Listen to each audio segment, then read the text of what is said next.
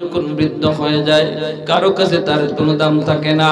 মানুষ যখন বৃদ্ধ হয়ে যায়, যৌবনে তার অনেক শক্তি ছিল, অনেক পাওয়ার ছিল, সবাই তার কথা মানছে।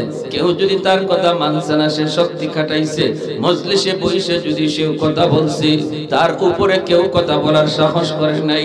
ঘরের মধ্যে সবাই নীরব ছিল, সন্তানও তার কথা মানছে, স্ত্রীও তার কথা মানছে।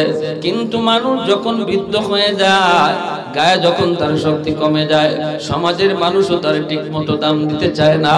মজলিসে বসলে পরে কয়, মিয়া আগের মতো চিল্লায়ও না, আগের মতো এত আওয়াজ দিয়ে কথা কয়ও না, এখন কিন্তু গায়ে তোমার শক্তি নাই। নিজের ময়লাটা নিজের চোখেই তুমি দেখো না, কাপড়ের মধ্যে ময়লা তাই তুমি দেখো না। ঘরে গেলে পরে বিবিও কয়, এত কথা কয়ও না, একটু কম কথা কও, এখন বুড়া হয়ে গেছো, আগের মতো বুঝ নাই। ছেলেও কয়, আব্বা তুমি একটু কথা কম কও, আব্বা তুমি আগের মতো বুঝবা।